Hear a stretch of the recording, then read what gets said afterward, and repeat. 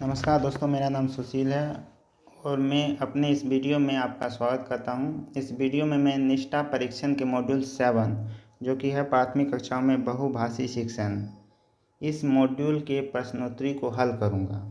जैसा कि आपको पता होगा कि यह कोर्स बिहार के सभी प्राइमरी शिक्षकों को 1 जुलाई 2022 से 31 जनवरी 2022 तक कंप्लीट करना है। देखते हैं मैं इस प्रश्नोत्तरी में पास हो पाता हूं कि नहीं।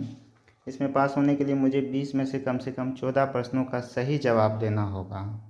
तो चलिए शुरू करते हैं इस कोर्स को शुरू करते हैं। और सबसे पहले मैं इसके प्रश्नोत्तरी को ही हल करूँगा। तो देखिए यहाँ पे मूल्यांकन है और मूल्यांकन को स्टार्ट करना है मुझे। तो स्टार्ट कर रहा हूँ।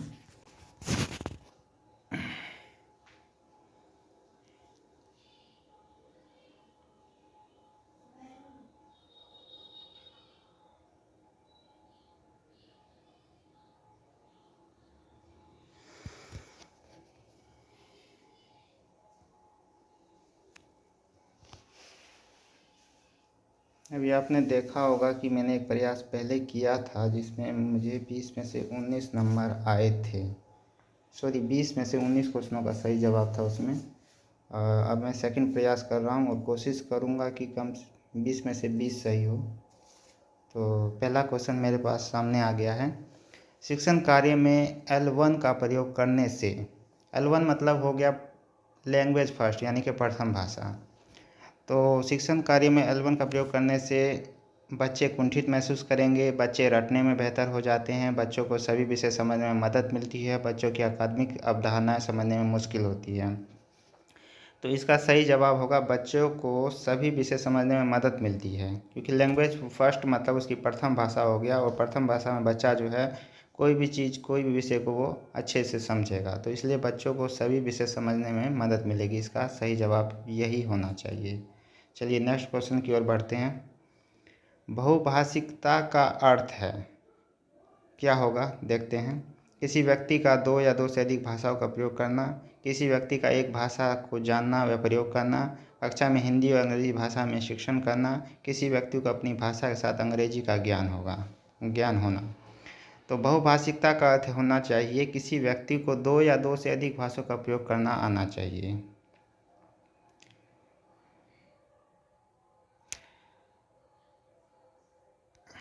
चलिए आगे बढ़ते हैं। वह भाषा जो औपचारिक तौर पर पाठ्य पुस्तकों, शिक्षण सामग्री और शिक्षण प्रक्रिया में इस्तेमाल की जाती है वह भाषा डैश कहलाती है। घर की भाषा, शिक्षक की भाषा, शिक्षण का माध्यम मातृभाषा। इसका सही जवाब होगा शिक्षण का माध्यम, क्योंकि शिक्षण का माध्यम पाठ्यपुस्तक में ही होगा। ठीक है, तो आगे बढ़ते हैं।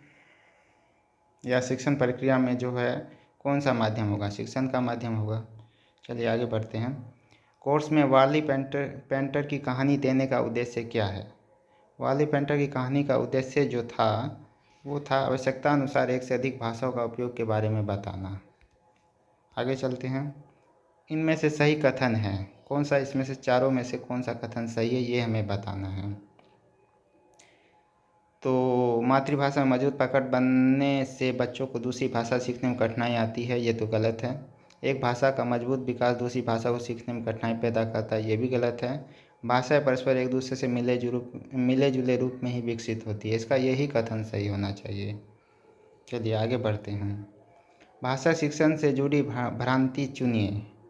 भाषा शिक्षण से जुड़ी भ्रांति कौन सी है वो हमें चुनना है। बहुभाषी शिक्षण में अपरिचित भाषा सीखने सिखाने के लिए बच्चों की मातृभाषा का प्रयोग भी किया जाता है। बच्चों की भाषा उन्हें अन्य भाषाओं सीखने के लिए मजबूत आधार देती है। जितनी छोटी उम्र में बच्चों को अपरिचित भाषा में पाठ्यपुस्तक पढ़ने के लिए देंगे बच्चे वह भाषा उतनी जल्दी सीखेंगे। इसका आंसर यही होगा। ये जो है हमारी भ्रांति है कि जितनी छोटी उम्र में बच्चों को अपरिचित भाषा में पाठ्यपुस्तक पढ़ने के लिए देंगे बच्चे वह भाषा उतनी जल्दी सीखेंगे। आगे, भाषा अंतर्निहित निपुणता का सिद्धांत किसके द्वारा दिया गया था। इसका सही आंसर है जिम कमिंग्स। आगे बढ़िए। गलत कथन चुनें। अब इसमें चारों में से गलत कथन कौन सा वो चुनना हमें। बच्चे की प्रथम भाषा की मजबूत नींव उसे अन्य भाषा सीखने में मदद करती है, ये तो सही है। मातृभाषा में अध्यापन से बच्चों को अन्य भाषा सीखने में कठिनाई होती है। ये चीज़ गलत है। मातृभाषा में अध्यापन में बच्चों को अन्य भाषा सीखने में आसानी होती, ना कि कठिनाई। तो इसलिए गलत कथन यही हो गया। अब आगे बढ़ते हैं। अगला है बहुभाषी शिक्षण के संदर्भ में निम्न में से गलत वाक्य चुनें। इन चारों में भी कौन सा गलत है उसको चुनना है हमें। पहला है शिक्षक और बच्चों द्वारा भाषाओं का मिला जुला प्रयोग किया जाता है। ये तो सही है। अलग अलग भाषाओं में कक्षा में जगह देने से बच्चों के सीखने पर नकारात्मक प्रभाव पड़ता है। नकारात्मक प्रभाव नहीं पड़ता है, यही चीज़ गलत हो गया इसका। आगे बढ़ते हैं। इनमें से कौन सा कथन बहुभाषी शिक्षण के संदर्भ में सही है? सही अब इसमें से चुनना है। नई भाषा को जल्दी जल्दी शिक्षण माध्यम बनाना चाहिए, गलत। कोई नई भाषा जब शिक्षण का माध्यम बन जाए तब बच्चे की भाषा को हटा देना चाहिए, ये भी गलत है। बच्चों की भाषा को दूसरी भाषा सिखाने के लिए स्कोफेल्ड के रूप में प्रयोग किया जाता है, यही इसका सही आंसर होगा। इनमें से इस कोर्स में हमने यह सीखा कि हमने क्या सीखा? जहाँ तक संभव हो सके कक्षा में बच्चों की भाषा के प्रयोग से बचना चाहिए, तो गलत है। हर हाल में कक्षा 1 से 10 तक शिक्षण का माध्यम बच्चों की भाषा होनी चाहिए। जिन क्षेत्रों में बच्चों की भाषा को शिक्षण का माध्यम नहीं बनाया जा सकता, वहाँ बच्चों की भाषा का कार्य नैतिक तौर पर मौखिक प्रयोग करना चाहिए, ये इसका सही आंसर है। आगे बढ़ते हैं। आरंभिक वर्षों में L2 के विकास के संदर्भ में निम्न से कौन सी रणनीति लाभदायक नहीं होती? कौन सी रणनीति लाभदायक नहीं होती आरंभिक वर्षों में? कक्षा में तनाव रहित और भय मुक्त वातावरण बनाना, जिससे बच्चे कक्षा में कोई भी भाषा प्रयोग करने में सहज महसूस करें, ये तो सही बात है। लाभदायक नहीं है वो बताना हमें।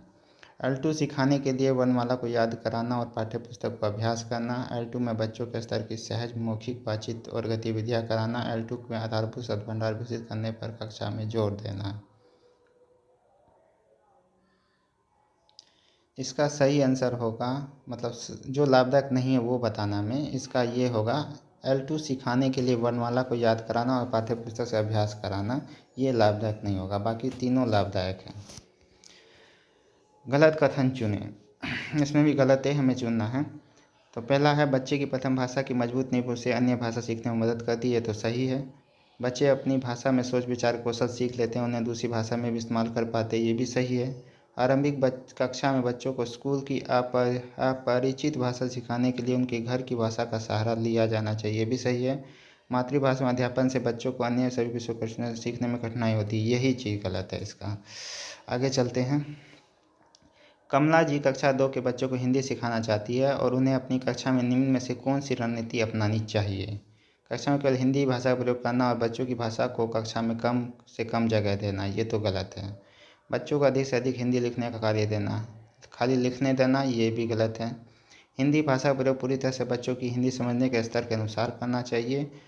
हिंदी भाषा में बड़े और जटिल वाक्यों से पढ़ने से के अभ्यास कराना, इसका सही होगा नंबर 3, यानी कि हिंदी भाषा का प्रयोग पूरी तरह से बच्चों को हिंदी समझने के स्तर के अनुसार करना चाहिए हमें। आगे है बहुभाषी शिक्षण पद्धति की विशेषता नहीं है। बच्चों की भाषा का कक्षा में भरपूर प्रयोग करना, कक्षा में किसी एक भाषा का प्रभुत्व होना, यही गलत हो गया। बहुभाषी है तो किसी एक भाषा का प्रभुत्व नहीं होना चाहिए। आगे बढ़ते हैं।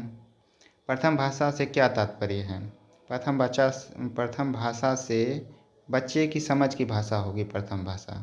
ठीक है, आगे बढ़ते हैं। बुनियादी साक्षरता और संख्या ज्ञान मिशन की सफलता के लिए आवश्यक है। क्या आवश्यक है? बच्चों की परिचित भाषा प्रयोग करना चाहिए इसके लिए तो। ठीक है, आगे बढ़ते हैं। भारत की जनगणना 2011 के अनुसार भारत में कुल कितनी मातृभाषाएं बोली जाती है? इसका सही आंसर होगा 1369। आगे बढ़ते हैं। बहुभाषी शिक्षण के लाभ में शामिल नहीं है। बहुभाषी शिक्षण में कौन सा लाभ नहीं होता, ये हमें बताना। कक्षा 1 में अंग्रेजी पढ़ना लिखना सीख जाना, यही इसका आंसर होगा। ये लाभ नहीं है। कक्षा 1 में अंग्रेजी पढ़ना लिखना नहीं सीख पाता बच्चा। बाकी सब लाभ है इसके। आत्मविश्वास की भावना पैदा होती है, सभी विषयों की बेहतर समझ होती है, शिक्षण परिणामों का बेहतर होना, ये सब लाभ है तीनों। 1 नंबर लाभ नहीं है। ठीक है, आगे बढ़ते हैं।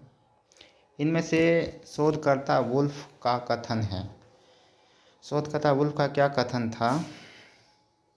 शिक्षा में भाषा ही सब कुछ नहीं, लेकिन भाषा के बिना शिक्षा में सब कुछ कुछ भी नहीं है। यही इसका आंसर है। आगे बढ़ते हैं। चलिए 20 क्वेश्चन हमने अटेम्प्ट कर लिए। अब देखते हैं 20 में से कितना क्वेश्चन सही हो पाता है। सबमिट करते हैं अभी से।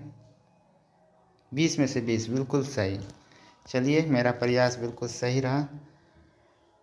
ठीक है, बाय।